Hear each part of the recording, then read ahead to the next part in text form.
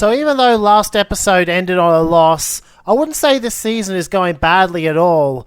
Our training gains have been quite solid, and we managed to avert a potential overconfidence crisis very quickly. I'm doing relation training here, not so much because I need the relation points, but just because I wanted more mental skills. They are lagging a little bit behind everything, except for defense, which we don't actually need. 2 weeks of power training follow, and there are no post-training events in either week, so we go straight to April, where we get the usual manager talk and the volunteer with the kids. The latter once again proving useful to suppress the ego gains we get from being at the top of the table. So now, time for the next match. We're up against Feyenoord in the European League quarter-final. And this is not looking good. We've got the 2 goals down scenario again. And whilst I've been able to get one back immediately the last 2 times I had this scenario, this time Feyenoord calls my play and I'm going to have to score twice the hard way, when I've only scored multiple times against the AI 3 times this whole playthrough so far.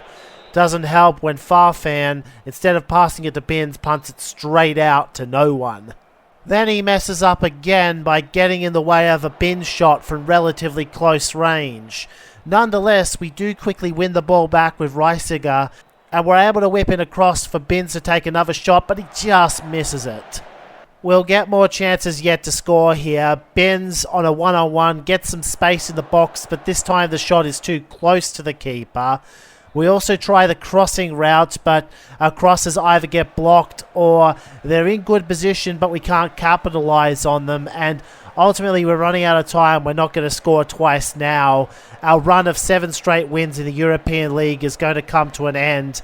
And it's going to come at the hands of the team that we beat to start the streak in the first place. Feyenoord through to the final rounds, and we are out early. There are still 3 positives to take from this season so far. The first is that I've been doing really well in these training games, and this one's no exception. I go 3 for 4 in the speed and unlock level 5. The second is that I finally get the call I've been waiting for at the end of April. The national team wants me to play at the Euros. The third is that with the way the relation system works, we are still going to get a chance at the league title despite not winning either of our league games so far, or the key games anyway. We were doing a lot of winning off screen, but this skill game didn't quite go to plan. I still managed 3 out of 4 though, with a nice back foot scoop to finish.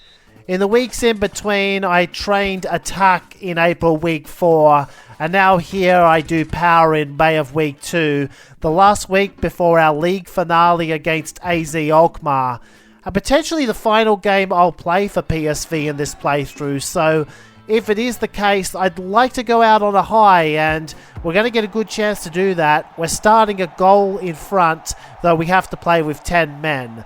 It's a good situation for us though. Alkmaar is under pressure to score, and I don't concede that often in game.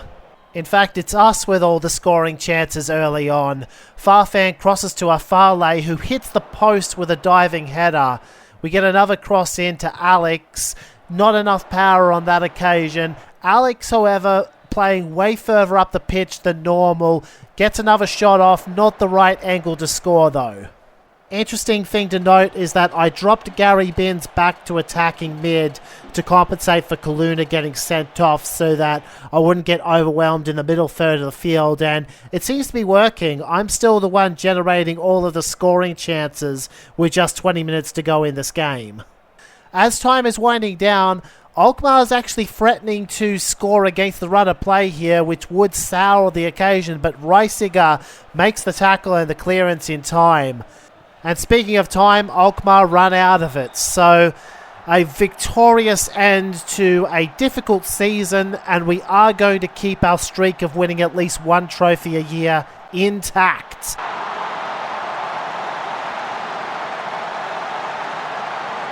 I mentioned earlier how that might have been our last game at Eindhoven. From the Bins' perspective, he's looking for a new challenge in his career and would like to play in the English Premier League at some point. Since we're not playing in the European final, we have one last training game before the off-season, and I go 3 for 5 here. Highlights how I've gotten better at this mini-game, and so has Bins. If we go to the attribute updates, our shooting, dribbling and heading is now in the 80s, our pace and other physical stats are in the 70s, and we have a 2.5 medal rating overall. But we're not done for the season yet. We will be making our national team debut next week, so in the meantime, let's go out with Sarah again. It has been a while since we've seen her, and if we neglect her for too long at a time, she might get upset. With that done, it's time for Euro 2008.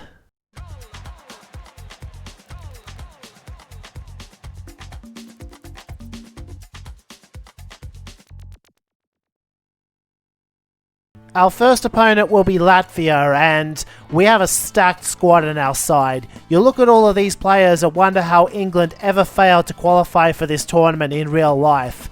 Well, we have a chance to make it right in VPF, and the format is the same as the European League. If we win 3 rounds, we win the tournament, and these matches will be held in back-to-back weeks throughout June, assuming we keep on winning. In order to win, we're going to have to score at some point because we enter this match tied. Or we could win a penalty shootout, but this is England. Bad things happen when England go to penalties. We started at 65 minutes and I didn't get a serious chance to score until we draw a corner here. Unfortunately, Latvia predicts my play and that's going to resign us to extra time. 30 more in-game minutes or 3 minutes 20 real time. Both sides have had winning chances, just not very good ones so far. At the start of the second half, Latvia make this shot. Robinson really should have caught that, but he is able to get his hands on it in time. Either way, we go down the other end. Bent, the fresh man, good position to receive this through ball. He's going to be able to whip in across into a tight window, and Benz with a header!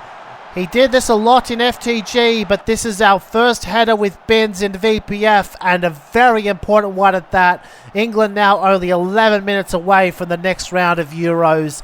A lot of responsibility on the defense now to keep Latvia out. It might not come down to them though, as the midfield is in control, and now Benz is going to get the ball again. Open space, and he is taken down. There's an injury scare here. Benz is clutching his leg, but he's going to be able to shake it off, which is a good thing. We do want to play these next 2 matches, of which we'll get to play at least one of them because time is up and the 1-0 lead has been held. England win. Benz won man of the match on his national team debut, and these English fans here have taken a huge liking to him very quickly. No time to rest in our laurels though. Round 2 against Russia is upon us. And one of these days, I wish the game would give us a cup scenario where we actually start with the lead, but alas, we are going to start a goal down instead. Are we really going to get knocked out by Russia? This here looks promising. Campbell blocks a pass, Beckham takes it. His pass isn't the best, but Johnson's able to tackle the player who intercepts it right away. He's got a fantastic opportunity, and he misses. He should have put that away, but he doesn't. But we're coming right back here. Beckham down the right wing, crosses it. Lampard! We equalise! And we're not done with regulation either. Benz crosses from the same wing. Lampard so very nearly had a brace, but we are going to have to go into extra time after all. That's fine. 30 more minutes to try and score another goal. This attempt to do something off the kickoff amounted to nothing, but if we skip ahead a few minutes, Ashley Cole with a burst of energy wins the ball back and is now charging down the left wing in position for the cross. Johnson! He makes up for his blunder earlier and scores the go-ahead goal. Towards the end of the first half of extra time, Beckham has his free kick, doesn't score with it, but at this point it's match point us. A huge turnaround from earlier where Russia were less than 15 minutes away from the Euro final. And now this just might seal it. Johnson with a brace in extra time. We're 3-1 up. And it might not end there either. Secondov clears the ball, but it goes straight to Joe Cole, who takes aim, and what a rocket of a shot! We've turned a close contest into an absolute blowout. Got Russia saying slicker blat as England win 4-1 and go through to the Euro finals. But how did Wales get here? They weren't supposed to be this good until 2015. Well, either way it's coming home, but who amongst the British will take it? Level scoreline, but we are going to be playing with 10 men. Will make it difficult for me to score, but not implausible. This shot fails to trouble the keeper, and so does Williams down the other end as we put a lot of pressure on him before the shot. Rooney gets closer, but again the defensive pressure forces him to take the shot a little bit early. Lampard tries to cross it in, but misses everyone. Beckham first touches it back straight to the goalkeeper. But then Robinson makes a strange back pass and Coyne, for some inexplicable reason, stares at it as it goes in the net. Are you kidding me? This is already a goofy R final, Wales versus England, two teams that didn't even make the real-life Euro 08 tournament, and now it's going to be decided by an own goal. Full time blown, England's going to win 1-0.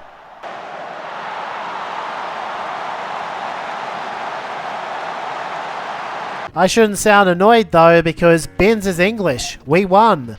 And now we're getting the post-tournament interview, patting everyone on the back for their efforts, because it really was a squad effort. And after this interview, the club also informs us that the stadium was named after our honour.